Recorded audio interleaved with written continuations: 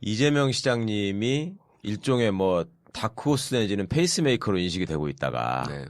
진짜 이제 대권 주자로서 됐구나라는 걸 저는 개인적으로 어떻게 느끼냐면 집사람이 저 생협 활동을 좀 열심히 해요. 네. 근데 이제 그 주위에 있는 분들이 저게 남편이 누구다라는 걸 아는 분들이 많단 말이죠. 네. 그분들이 요즘 들어서 생긴 현상이 뭐냐면 니네 남편은 누구를 지지한다고 하느냐라는 거를 그렇게 물어본대요. 집요하게. 네. 그러니까 그 전까지는 예를 들면 당연히 문재인이겠거니라고 생각했던 사람이 선택지가 하나 생겼다. 성격적으로 볼 때는 이재명 시장하고 더 가까울 것 같은데 이재명 시장 저렇게 올라간 거에 말하자면 너네 남편도 환호하지 않느냐 이런 식의 네, 질문을 네. 한다는 거죠. 그러면 그만큼 시장님한테 어떤 거는 기대나 이런 것들이 폭발하고 있는 거예요. 네. 폭발하고 있었어요. 근데 그러다가 최근 좀 이렇게 떨어지고 있단 다운되죠. 말이죠. 예. 네. 처음 이제 여론조사에 다운이 되니까 봐라 이제 사이다는 김이 빠지는 거다. 이런 얘기들이 나오기 시작했단 말이죠. 이거 이제 어떻게 받아들이세요? 앞으로 계속 그렇게 빠질 것 같아요. 이른바 이제 조정 국면에 예, 들어갔다고 조정 국면에 보는데 당연히 들어가고요. 사람들 마음이 그러니까 저는 대중들을 하나의 인격체로 진짜 취급을 합니다. 예. 저는 민주주의 국가에서 주인이 진짜 주인으로 취급받아야 되고 예. 또 그렇게 한 상태를 만들기 위해서 저는 노력해왔거든요. 예. 앞으로도 그럴 거고 거기서 제가 어떤 역할을 하냐는 중요하지 않습니다. 뭘 하든지 상관없으니까요. 그런데 사람들이 누군가를 딱 처음에 발견을 했어요. 예. 사람이. 그래서 보니까 전에 못 보던 사람인데 괜찮아. 와 어쩌다 했는데 자세히 들여다보니까 이번에 때도 좀 묻었고 그래서 다시 또 연구해요. 예. 그다음에 또 판단 또 다시 하죠. 근데 이런 단계들이 자꾸 반복되죠. 대중들도 마찬가지죠. 처음 보는 사람이잖아요. 정말 네, 이상한 사람이 얘기해 보니까 무슨 뭐 기초단체장인데 이게 있을 수 없는 일이 벌어져서 막 다른 사람이 또 좋다고 하니까 나도 와 괜찮은가 보다 이렇게 보고 있는데 보니까 흠이 좀 있거든요. 네. 예, 또 그 흠들도 확인하고 또 그 다음에 또 다시 판단하고 이런 과정이 또 계속 진행되겠죠. 정의당을 지지하시는 분들이 네. 아무래도 조금 더 선명하잖아요. 네. 그런 분들 입장에서 볼 때는 이재명이라는 분이 굉장히 환호할 만한 대상으로 보는 게 맞는 것 같아요. 구통합진보당 그 지지자들. 아니 아니, 지금 정의당. 말하는 건 아니 그러니까 정의당도 음. 있고 통합진보당 지지자들은 지금 갈 데가 없잖아요. 근데 그쪽에서도 이재명 시장에 대한 지지가 압도적으로 높죠. 통합진보당을 확인할 길이 없는데. 있죠. 그래요? 우린 같이 활동하는 사람도 있잖아요. 아 그래요? 예, 주도적인 사람들. 국민의당 지지자들 중에서도 그러니까 얼떨결에 국민의당 지지를 했지만 소위 안철수 씨가 마음에 안 들어서 네. 그리고 자신의 정치적 지형과 안 맞아서 네. 그다음에 박지원 씨의 플레이가 마음에 안 들어서 그다음에 이게 민주당으로 가는 게 아니라 이재명 시장님한테 가는 경우가 많다는 거예요. 그렇습니다. 그러다 보니까 이제 인터넷에서는 정의당에다가 오히려 아니 당신들은 도대체 대권 후보가 누구냐? 왜 이재명한테 환호하는 거냐? 이게 니네 당이냐? 이런 얘기도 나오고 있고. 네. 근데 반면에 이제 민주당의 정통적인 지지자층에서는 아직도 문재인 후보에 대한 지지가 그러니까 문재인 대표에 대한 지지가 이제 대부분이고 네, 오히려 이제 그 50%는 와중에 이재명 시장님을 미워하는 분들이 생겨나고 있단 말이죠. 저 양반이 말하자면 내가 그렇게 지지하고 염원하고 사랑하는 문재인 후보를 흔드는 거 아니냐. 네. 이것도 사실은 좀 일종의 딜레마기도 하고 이상하기도 하고 네. 좀 극복해야 될 지점이기도 하고 한데. 예. 이제 뭐 협력적 경제 관계죠 원래 예. 당내 관계라고 예. 하는 게 결국 하나의 팀원이고 예. 정치는 저는 개인 플레이가 아니라 이제는 1인 경기가 아니고 저는 팀 플레이라고 보거든요. 예. 그건 저는 대중을 보는 시각하고 사실은 관련이 있어요. 대중을 저는 이렇게 조금 정치인보다 좀 뒤떨어지는 그냥 덩어리, 예. 약간 모래덩어리 이렇게 예. 보는 쪽은 유능한 지도자가 지도를 하는 거예요. 예. 그럴 때 한 명이 지도를 하는 거죠. 네, 끌고 네. 가는 거니까. 네. 근데 저는 이 정치 세력들이 이제는 집단 지성을 갖춘 이 대중들 예. 보다는 외려 떨어진다고 봅니다. 판단력이나 종합 최종적인 결론을 내는 능력이. 네. 정치인들이 최근에 전 세계적인 민주진영의 선거를 제대로 예측한 때가 없어요. 예. 그런데 여기는 하나의 일정한 흐름이 있거든요. 예. 저는 그래서 여전히 확신하는데 지금처럼 대중이 자기 집단 의식을 이렇게 표출하는 시대에는 자기를 대표하는 대리인이 나보다 뛰어나서 나를 끌어주기를 바라는 게 아니라 자기들이 원하는 바를 잘 서포트하길 바라거든요. 네. 그러니까 요구되는 리더십의 유형이 지도형이 아니라 서포터라는 거예요. 서번트 리더십을 요즘은 대중들은 요구한다고 봅니다. 예.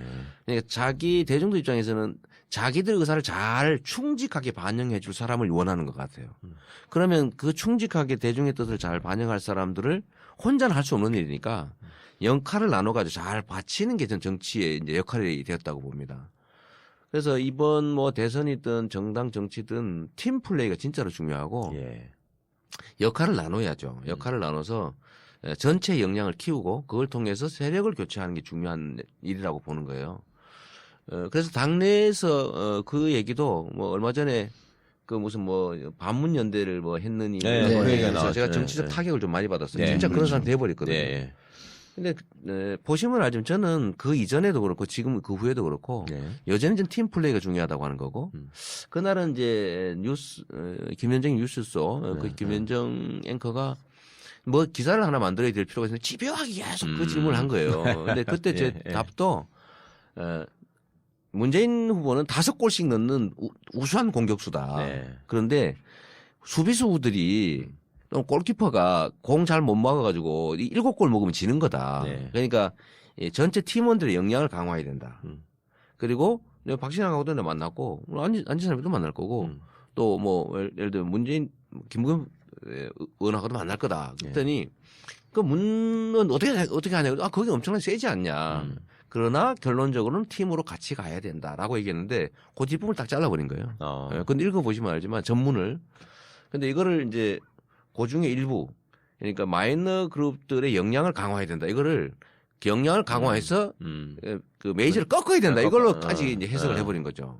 언론은 갈등을 조장해야 재밌으니까. 그 물론. 근데 이제 그 얘기를 좀 매듭을 짓자면 이렇게 받아들여도 되겠어요? 제가 미국에 저희가 지난주에 이제 교민들 초청으로 다녀왔는데 네. 미국 계신 분들도 똑같은 얘기예요.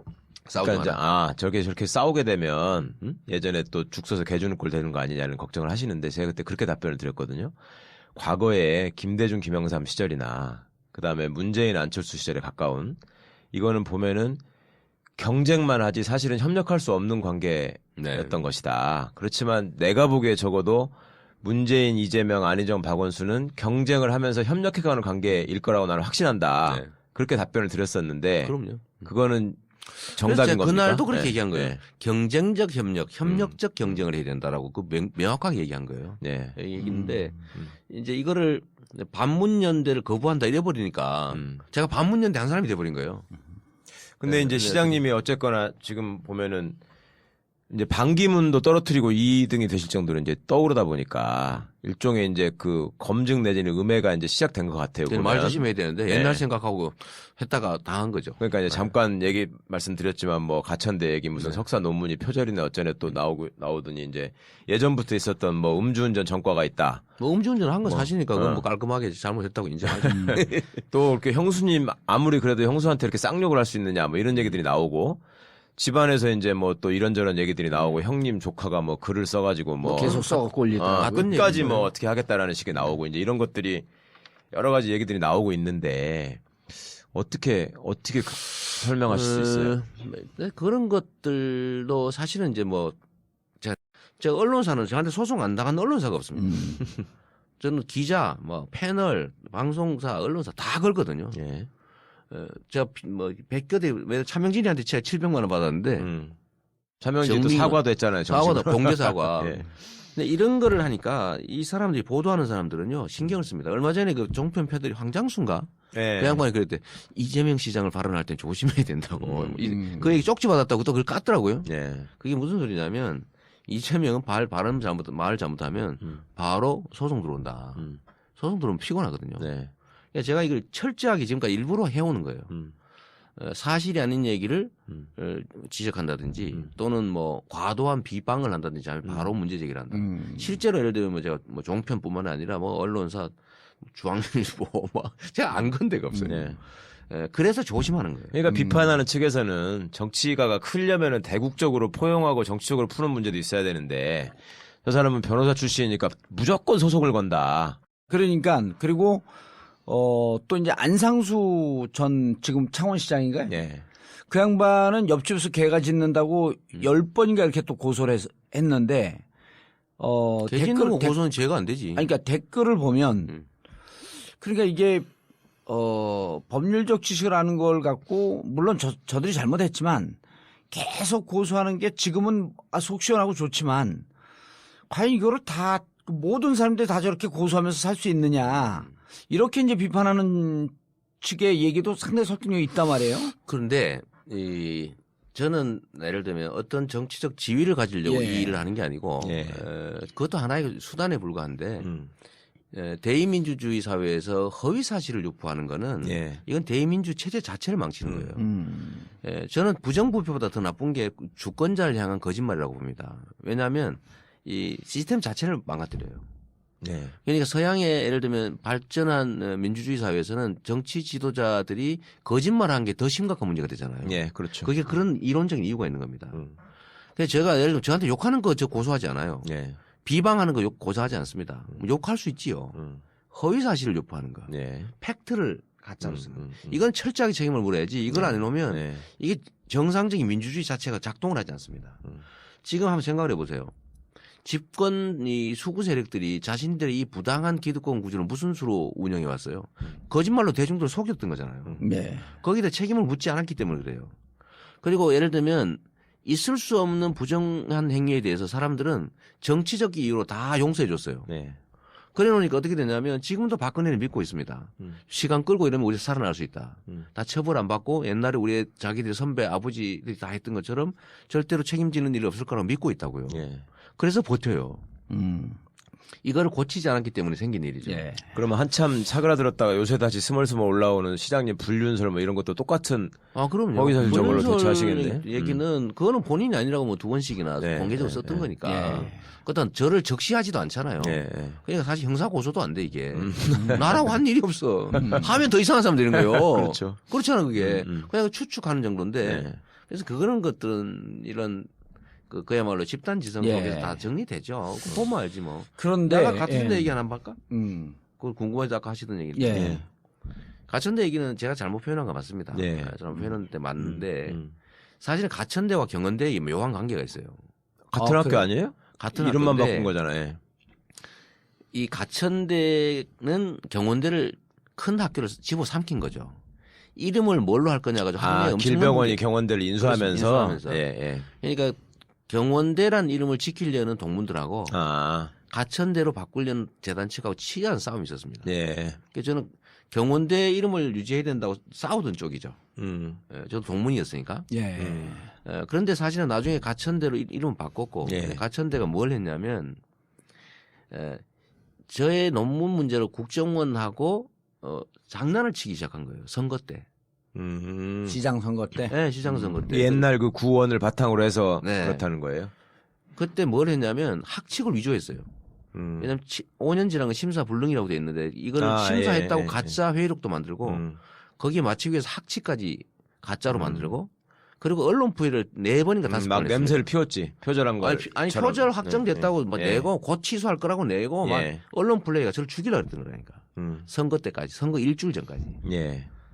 그런데 결국 다 거짓말이었던 거예요. 그 최근에는 또 자기네 그렇게 한 적 없고 이거 없다고, 표절 아니다라고 또 표절 발표했더라고. 아니라고 발표했죠. 예, 예. 뭐 심사위원회 받은 문제가 없다. 예. 그거 발표했어요. 왜냐하면 그게 사실이니까. 근데 그때 당시 그렇게 공격을 해가지고 그건 이제 발표되기 전인데 제가 가천대 재단에 대해서 감정이 엄청나게 안 좋죠 사실. 네. 근데 그러다 보니까 이제 그런 이제 실언 뭐 잘못된 말을 한 거죠. 변명할 일은 뭐 아니지만 하여튼 가천대와 경원대 관계는 그런 묘한 문제가 좀 있어요. 예. 하여튼 뭐 그건 내 책임을 질 수밖에 없는 얘기고. 아까 이제 그 소송 문제에 있어서 이제 이게 그 형사상 허위사실 유포하는 거에 대해서 이제 이렇게 고소 그런 의미에서 고소한다라고 하면서 제가 숫자는 많이는 안 했어. 시끄러워서 그렇지. 아니, 그래서 이제 근데 이제 정치적으로 이 제가 이제 선거법상 허위사실 유포로 감옥을 갔다 왔는데 선거법상 허위사실 유포를 형사처벌하는 나라가 전 세계에 거의 없단 말이에요. 예. 그 정치인들의 이런 얘기는 아까 얘기했던 정치적 공방과는 좀 다르지. 그러니까 아까 얘기했던 대중의 집단지성으로 이것은 대중이 표로 심판하는 거지. 그래서 허위사실 유포라고 하는 것을 자꾸 형사적으로 걸어버리면 이게 언론의 자유 표현의 자유를 침해할 수 있다라고 하는 이런 또 비판도 있거든요. 그러니까 그 점이 예를 들면 예. 정치적 공방하고 예. 음해하기 위해서 팩트를 왜곡해서 발표하는 건 전 다른 거예요. 예를 들면 경계가 애매모호하잖아요. 경계가 근데. 애매하죠. 그렇다고 예. 해서 그거를 경계 애매모호하다는 이유로 명백한 허위사실 유포를 방치하면 방치할 수 그 없다. 사회가 뭐가 됩니까? 예. 그러니까 정치적 공방의 영역은 우리가 이해할 측면이 있죠. 그거야 그냥 스피커가 비슷한 크기일 때는 그런 걸 용인해도 됩니다. 여야 공방이 벌어진다. 그러면 여기 이렇다고 주장, 저기 저렇다고 주장할 수 있어요. 예. 스피커 크기 같으니까. 앞으로도 계속 저는 고소할 겁니까? 명백한 팩트를 허용하는 예를 들면 지금 안 그래도 하려고 하는데 제가 탈당했다 이거예요. 언제요? 아니 그 왜 옛날에 그 기억할지 모르겠는데 그 대통합 민주신당으로 통합을 하기로 결정하고 예. 이 열린우리당도 그렇게 결의를 하고 예. 통합시당 창당 준비위원회인가를 같이 한 일이 있어요. 예. 그 2007년 대선 전입니다. 대선 전이지 직전이지. 전이죠. 예. 그러니까 의결을 해가지고 다 했는데 저도 당연히 경기도당 창당 준비위원회 갔지. 예. 거기 다 왔는데 문희상이고 뭐 다 왔는데 그 중에 딱 나만 떼어가지고 이재명 탈당했다 이거예요. 그래서 내가 이걸 당적 증명서도 냈어 이렇게. 당적 탈당한 일 없어. 언제 나온 얘기예요, 그 얘기가? 최근에 탈당? 계속 하고 있죠. 요새요? 그거 하고 있는데 자기 하지 마라. 이 당적 증명서를 공개를 했어요. 지금도 내가 탈당해가지고 노무현을 공격한 반노다 이거예요. 그래서 이거 명백해. 계속 일부러 계속해. 내가 이명박이 보낸 아바타라는 거야. 그거는 좀 금방 정리될 문제인 것 같고 오히려 제가 계속해. 보기에는 예전에 정동영 지지에서 활동하실 때 차떼기 사건이 있었잖아요. 차떼기만 있었어요. 그다음에 그 박스떼기. 그때 박스떼기가 박스떼기지, 있었고 박스떼기. 응. 차량 동원 그것 때문에 저하고 싸운 거 아니에요. 그러니까 예. 그거는 어떻게 지금은 좀 근데 반성하시는 거예요? 아니면 그때 근데 팩트가 잘못된 거예요? 그거는 그때는 나는 응. 이제 그 경찰서에서 만났거든요. 우리 경찰서 만났지. 경찰서에서 이제 나는 그때 처음 보셨다며. 네. 그때 처음 봤죠. 그럼 나는 그 안민석 지금 김용주 의원 예. 그 환경노동위원장인가요? 환노위원장인데 서울시당위원장 아니야 지금? 그렇지 서울시당위원장인데 그 조선호텔에서 맥주 한 잔 먹고 있는데 제보가 들어온 거예요. 12시 다 돼갖고 정동영 일파가 전교서 차량이 모여들고 있다. 그건 자원봉사자들 차였어. 아니 그러니까 근데 이제 막 그때는 지역 표시가 되는데 전북차가 많이 왔어요. 예. 전북차가 물론 자원봉사라고 일 수도 있고 자기 차야 그러니까. 그러니까 자기 차인데 그걸 이제 그 다음 날 이 당원들을 실어 날리기 위해서 차량이 왔다 이제 이렇게 제보가 들어와서 네. 지하실에 거기가 지하실 큰 광당 식당인데 안민석이 살살 꼬시더라고 가자. 근데 그 뭐 덮치러 가자고? 영주 누나가 덮치러? 덮치러 현장을 네, 가자. 네, 이제 우리 네. 늘 현장주의니까. 걔 영주 누나가 에이 뭐 맥주나 마시지 그러는 거야. 그래서 나도 에이 맥주나 마시지. 그러니까 이런 비겁한 인간들 그러더라고 벼랑하네. 안민석 의원이. 그래 그럼 가자. 말을 못 봤는데 그거 가서 한판 하셨대. 아니 그래갖고 이제 가자 그래갖고 가다 우린 또 뛰다 보면 늘 제일 앞에 아니야.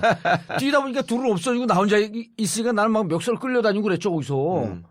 그러니까 정동영 지지자들한테 잡혀서 끌려가. 들어갔더니 정동영 지지자들 한 3,400명 있는데 딱 들어갔는데 거기서 그냥 그럼 얼른 꼬랑지 내려 나와야 되는데 니들 다 죽여버린다 그래서 거기서 이제 활개를 치니까 멱살 짚고 질질 끌려갖고 이제 싸움이 나갔고 경찰서에 갔더니 네. 법률 자문으로 이재명 변호사 그때 와 있었던 거야. 네. 나중에.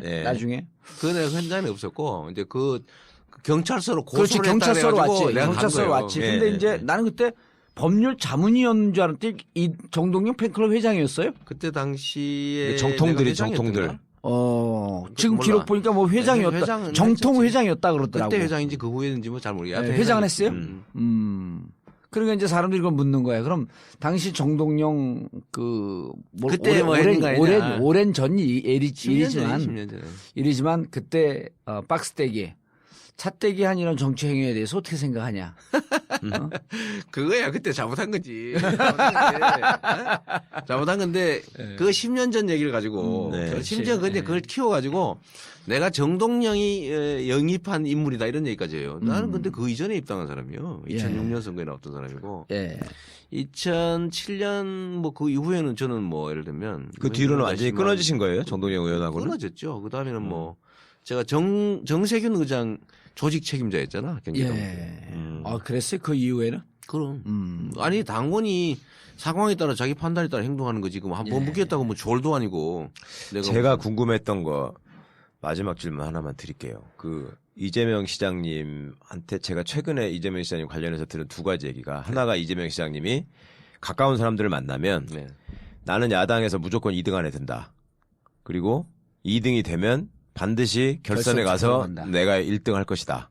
이런 말씀을 공언하신다는 얘기가 있는데 그 말씀을 실제로 공언하시는 건지 하고 그런 자신감이 있으신 건지가 첫 번째고 두 번째는 이재명 시장이라는 분이 지금까지 어떻게 보면 그 사이다 같은 발언으로 그다음에 이제 시정을 통해서 보여준 성과 이런 것들이 결합되면서 이제 그 지금 지지율을 가져왔는데 이분이 대선 후보로서 대권에 도전하려면 주변에 있는 사람들이 지금 너무 취약하다. 그러니까 예를 들어서 그 전에 무슨 정통들 활동할 때부터 있었던 그 사람들이 떨거지라고 표현을 하던데 그 떨거지들하고 같이 가가지고 무슨 대통령이 되겠냐 이런 얘기를 하는데 그거는 지금도 정통들은 모임을 하던데? 예. 정동영 의장 중심으로? 예. 지금 이재명 성남시장 주위에서 도와주는 사람들이 그분들이 그 출신들이 거기가 많다 이런 얘기는 사실과 전혀 틀린가요? 아니고. 아. 저는 주로 이제 시민운동 하던 사람들이죠. 예. 시민운동 하던 사람들이 주축이고, 일단, 아까 경선 얘기 예. 먼저 하면, 저도 후보인데, 제가 페이스메이커 이길 바라는 사람도 있지만, 저도 정치인이고, 네. 지지하는 사람들은 연습하려고 재미로 하는 사람들도 아닌데, 그건 하나의 책임이잖아요. 네. 예. 각자 어떤 사람이 어떤 역할을 할지는 국민들이 선택하는 건데 내가 내 개인적으로 무슨 장사꾼도 아니고 내 개인적으로 내 마음대로 포기하고 접고 이럴 수는 없는 거잖아요. 예. 그러면 안 되는 거지. 이거 정치인의 책임의 문제인데 근데 우리의 도와줄 같이 하는 사람들한테 아 그래 하다 안 돼 포기하자 그냥 연습하는 거니까 그냥 이렇게 얘기할 수 있어요. 그래 하면 안 되지. 예. 당연히 안 되죠, 그건 그건. 무책임이고 저는 현실적으로도 저는 누가 이겨도 좋다고 봅니다. 예. 이기기만 하면 돼. 그렇죠. 나는 별로 중요하지 않다. 이길 수 있는 상황을 만드는 거야 되거든요. 일단 우리 멤버들의 전투력을 올려야 돼. 그건 맞습니다. 예. 전투력 올려야지. 그게 뭐 어디서 뭐 놀다가 가가지고 어떻게 이깁니까? 예. 두 번째는 국민들한테 진짜 선택권을 줘야죠. 그다음에 위험을 제거해야지. 예. 저는 지금 현재 좀 잔인한 얘기인데 이건 냉정하게 해야 되거든. 난 누구를 선호하고 좋고 싫어하고 그 문제는 아닙니다. 이길 수 있는 판을 만들어야 된다. 그래서 저는 예. 진짜 죽도록 해요. 내 역할이라고 하는 게 있다고 보는 거죠. 그때 아까 얘기한 것처럼 뭐 좀 좀 부족한 사람들은 좀 서로 역량을 확대해가지고 팀의 역량을 최대한 키워야 된다. 예. 그래 이겨야 된다고 하는 생각이니까 뭐 결선제도는 당연히 뭐 2012년도에도 있던 거니까 당연히 할 테고 예. 그러면 우리가 2등이 1등을 넘어갈 가능성이 많다. 그게 누가 될지는 난 모른다. 네. 그런 얘기는 하셨어요? 그럼 나 공개적으로 이렇게 처리했죠. 예. 아 그래야 재밌지 게임이. 그럼 뭐 우리 질 것 같아. 그냥 아이고 야 저 뭐 이러면 뭔 재밌어요. 그 실제로 그런 극적인 상황이 발생하는 게 국민들 입장에 좋은 거죠. 특정 정치인 그렇죠. 입장에서는 억울하겠지만. 노무현 대통령도 옛날에 꼴등 1등 되니까 1등 되니까 그래서 그 힘으로 재밌었던 이겨나간 거지. 예. 그래서 당연히 경쟁이라고 하는 게 있는 거고 경쟁에서는 변수가 생기면 재밌고 예. 극적인 상황이 발생하면은 사실은 그게 다시 또 에너지가 되잖아요. 그렇죠. 그래서 예. 제가 가능하면 제가 2등을 해서 예. 2등에서 예. 다시 결선을 통하든 어떻게든지 1등을 제끼면 좋겠다. 예. 그리고 우리의 꿈을 직접 피우면 더 좋잖아요. 예. 그 얘기 뭐 한 거 사실이고 그렇게 되면 좋겠고 두 번째는 사람 있냐. 예. 있잖아 정봉주도. 예를 들면 결국은 당이 본선을 칠 거고요. 예. 당이 해야지. 자기 그냥 개인적 인맥 다 쌓아가지고 무슨 사조직 다 만들어 놓고 거기서 꽉 채운 다음에 이기면 그럼 당은 들러리 만들 겁니까? 당내 기반이 없으시니까 하는 얘기 아니에요, 좀 사람들이. 당내 기반은 제가 경선에서 이기면 당연히 다 내 기반이죠 그게. 아, 그렇게 될 것이다. 아니 되면 지난번 선거 때 이기면. 문재인 후보를 일부러 외면한 사람도 많이 있었는데. 너 왜 박수 친 거예요? 이기면 당내 기반이 다 아니 내- 그 당연하지. 그래서 저는 오히려 저처럼 옆을 예. 비워놔야 된다고 생각해요. 지금 우리가 조직해서 이길 수 있습니까? 예를 들면 이재명이라는 사람이 당내에서 국회의원 숫자 막 많이 확보하기, 예. 지역위원장 많이 확보하기 이걸로 이길 수 있어요.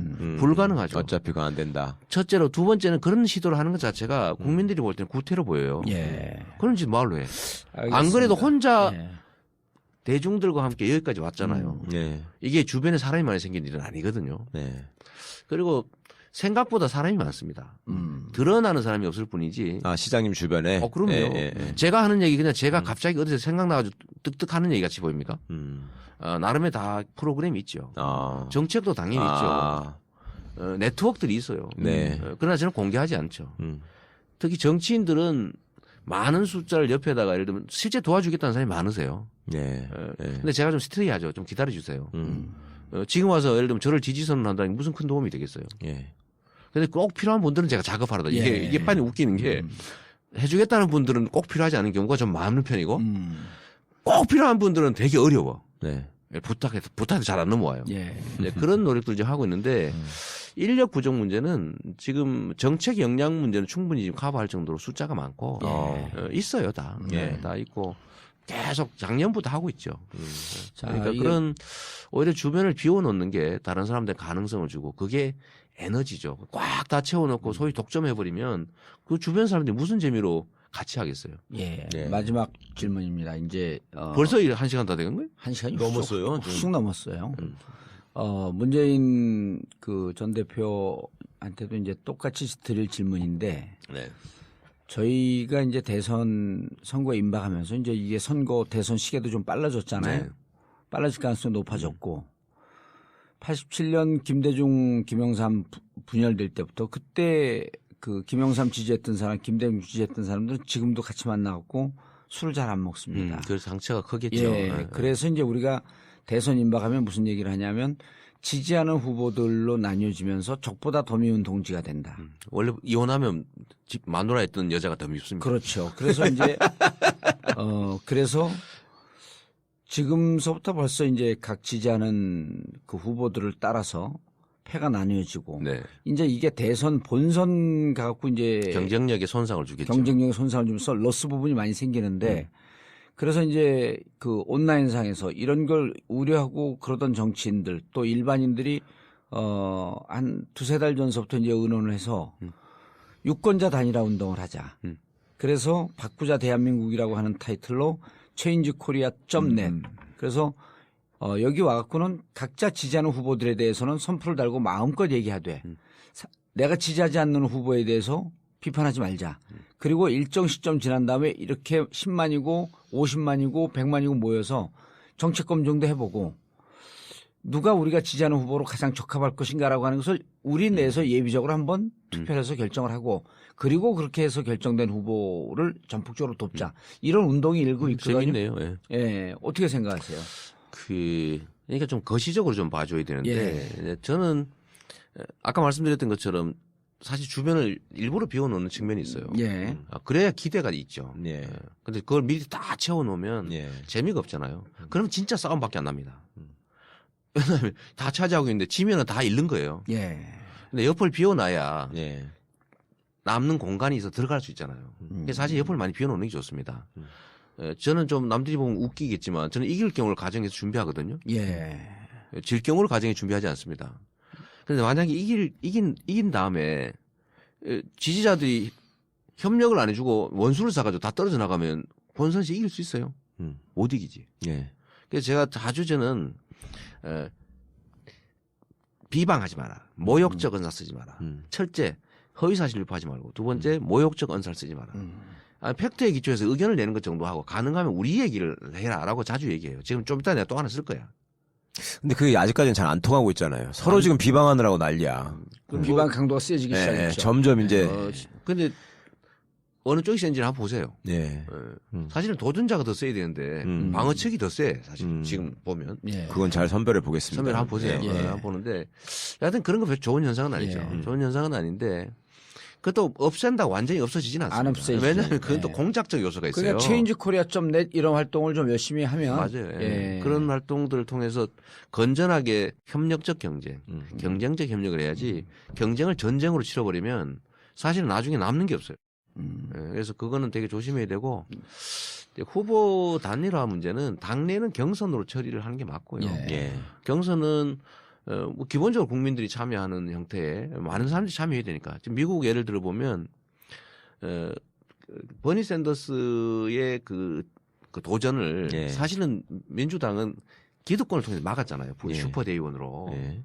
근데 결국 최종 결론은 뭐였냐면 그걸 못 막고 점령당한 공화당이 선택받았어요. 근데 그러지 않도록 하는 게 중요한데 결국은 국민들의 의사가 최대한 반영되는 합리적인 경쟁의 네. 룰을 만들면 다 참여할 테고 그러면 결국 한 사람이 선택될 테고 그럼 또 거기에 총력을 다시 서로 쥐고 도와주고 이러면 저는 문제 별로 없다고 생각해요. 예. 너무 걱정해도 됩니다. 알겠습니다. 마지막으로 우리 전국구 그리고 제가 소감 한마디만 말씀드리고 시장님 마지막 말씀하시면 안 돼요? 당신이 왜 소감을 얘기해? 당신도 아니, 출마해? 아니 드리고 싶은 말씀이 있어서 그래. 예. 네. 전에 한 2년 전쯤에 저를 만났을 때 저서를 선물로 주셨는데 네. 그 꼬리를 잡아 몸통을 흔든다라는 네, 제목이었거든요. 제목이 되게 인상적이었어요. 그래서 제가 그거를 받을 때만 해도 지방자치단체의 시장으로서 이런 제목을 생각하고 계신다는 것만으로도 좀 신선하다 이렇게 생각을 했는데 네. 진짜로 지금 몸통이 흔들리고 있어요. 그런데 사람들이 기대하는 것은 이제는 이재명 시장님에 대한 지지는 몸통을 흔드는 데서 그칠 게 아니라 제대로 된 몸통이 돼가지고 네. 이제 희망이 돼줄 거를 요구하시는 것 같아요. 네, 네. 그렇다 보니까 그 전까지는 이재명 시장님에 대한 어떤 기대와 환호가 지금 이제 요 시점부터는 이 양반의 약점을 어떻게든 보충했으면 좋겠다라는 또 네. 그런 기대로도 또 전환되고 있거든요. 네. 그렇다 보니까 그 전에 시장님께서 말씀하시는 것들 중에 단정적으로 말씀하신 부분들이 약간씩 이제 틀린 부분이 생기면 네. 그것 때문에 더 조바심 치고 이렇거든요. 그러니까 그런 부분들을 시장님 스스로 극복해 나가시면서 네. 그것도 한편으로는 아까 이제 대중을 섬기는 서번트 리더십에 대해서 말씀을 하셨는데 네. 이번에 제가 최수지 사태를 겪으면서 한 가지 모순대점을 발견한 거는 여론조사 전문가들이 조사를 해보면 가장 국민들이 분노한 지점이요. 나보다도 훨씬 못한 것들이 소위 말하면 강남 아줌마, 호빠의 무슨 맞아요. 마담 그게 지금 뭐 이런 거예요. 사람들이 모여가지고 내 머리 위에서 국정을 농단했다더라 이게 열받았다는 그렇죠. 건데요. 수치심이죠. 예. 그러면은 한편으로는 또 이 양반들이 엘리트 추수주의가 있단 말이에요. 나보다 나은 놈들이 나를 지배하는 거는 내가 용납하겠는데 나보다 못한 것들이 하는 거는 못하겠다. 그러면은 시장님이 말씀하시는 어떤 대중들의 집단지성이라고 하는 것도 분명히 일정 부분의 모순과 한계를 갖고 있고 그런 부분들을 조금 더 좋은 쪽으로 에너지로 전환시켜서 진짜 그냥 토치카에다가 수류탄을 집어넣어가지고 다 깨부시고 정말로 멋진 깃발을 한번 휘날려 주셨으면 하는 기대들이 있다. 네. 그거를 잊지 마시고 정말 무겁게 멋지게 나가셨으면 좋겠다. 네. 그게 제 바람입니다. 감사하고요. 예. 뭐 저는 지금까지 그렇게 살아왔는데 예. 우리 사회 기득권 구조를 좀 그야말로 깨고 예.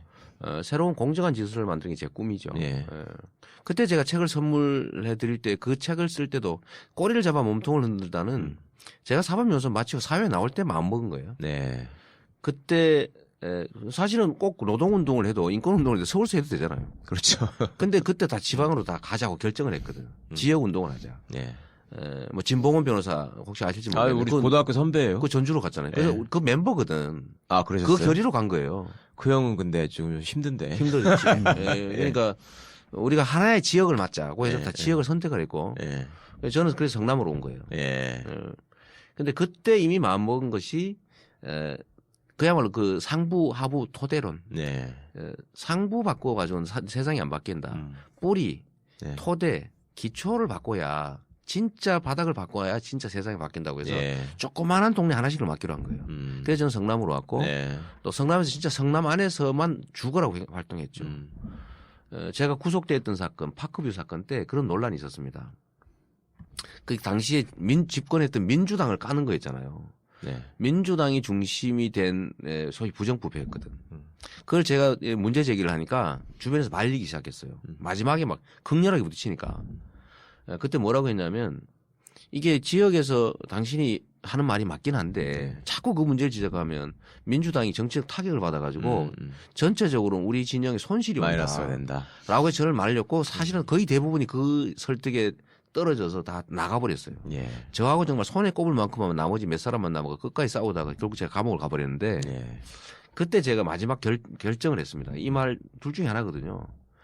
내가 생각하는 그야말로 이 지역적 정의라고 하는 게 예. 전국적 정의에 관철이 될 수 없다면 그럼 내가 이때까지 살아온 10수년의 내 삶은 뭐냐 도대체. 네. 예, 그래서 결국 그때 그냥 끝까지 가버린 거예요.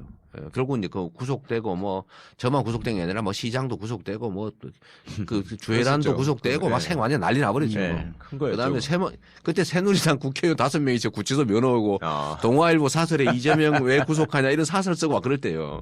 그래서 제가 갑자기 또 오해도 받았죠. 저 경상도에다 뭐 저 이상한 놈 같다 오해 받았는데 예, 그 생각은 사실 지금도 변함이 없어요. 내가 할 수 있는 작은 것들을 선택해서 거기에 총력을 다하고 이것이 세상에 영향을 줘서 작은 변화라도 실제 만들 수 있다.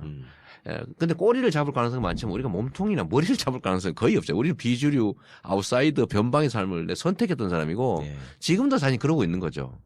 기존 정치적인 언어로 보면 이해할 수 없는 사람이죠. 지금 사실은 조심하면서 편 먹고 이러면 솔직히 더 좋은 위치를 차지할 수도 있어요. 예. 나는 그게 우리가 가야 될 길이 아니라고 보니까 지금처럼 그냥 계속 갈 거거든요. 그래서 그때 제가 우리 최 변호사님한테 선물을 줬을 때 꼬리를 잡아 몸통을 든다 책은 제가 사법연수원 마치고 지역으로 올 때 마음먹은 그대로고 지금도 그건 변함이 없습니다. 네. 지금도 제가 대통령이 되고 안 되고 머리 중요해요. 우리가 이기는 게 중요하고 쟤들만 안 되면 돼 나는. 네. 쟤네들 지금 마지막으로 이제 이 말씀 한번 드리고 싶은데요. 지금 쟤네들이 다시 복귀를 꿈꾸고 있습니다. 그렇습니다. 네. 역사적으로 보면요. 이거 우리가 정말 항일운동 열심히 했고 어쨌든 그래서 해방되니까 친일한 놈들, 매국한 놈들이 나라를 지배했잖아요. 그렇죠.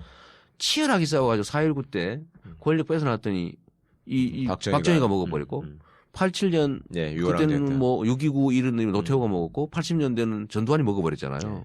지금도 사실은 이 기득권자들이 얼굴을 바꿔서 복귀하려고 준비를 하고 있는데 유사한 상황이 벌어지고 있습니다. 네.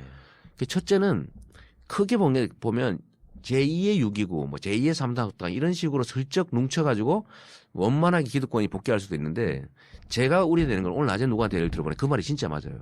4.19 혁명이 지난 다음에 그냥 대통령 선거를 했어야 됩니다. 네. 대통령 선거를 했으면 민주적 정권으로 바뀌었으면 상당 정도 정비를 했을 텐데 내각제를 한 거예요. 네. 개헌해서 내각제를. 내각제를 했는데 이 내각제는 본질적으로 기존의 이 악성 기득권 체계를 개혁할 수가 없습니다. 없죠. 네. 그냥 현상 유지를 하는 거예요. 음. 그리고 본질적으로 부패할 가능성이 높아져. 그렇죠.